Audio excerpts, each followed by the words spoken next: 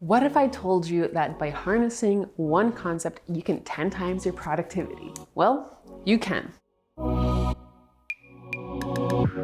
It's called Parkinson's law. It's the adage that work expands to fill the time available for its completion. Essentially, the more time you have, the longer it'll take for you to actually do the task, and vice versa. The less time you have, the less time it'll take for you to do that same task. This explains why a lot of students struggle with long-term, multi-month deadlines, whereas they're fine with last-minute banging out a great essay.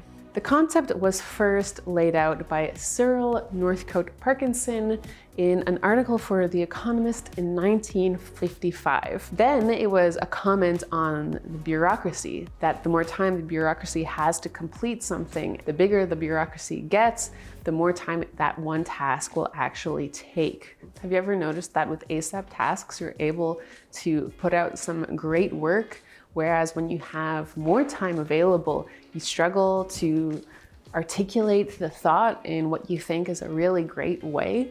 Well, that's Parkinson's law at work. So, how do you make Parkinson's law work for you rather than against you?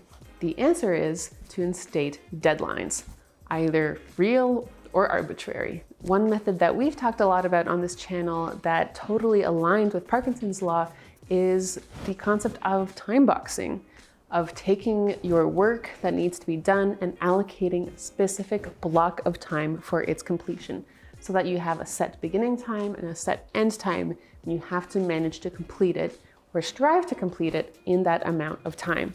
That way it will swell to fill up that box of time, but hopefully it won't exceed it. It's simply that simple. So if you want to give this method a try, give this video a thumbs up and make sure to subscribe to this channel for more great tips like these. See you next time.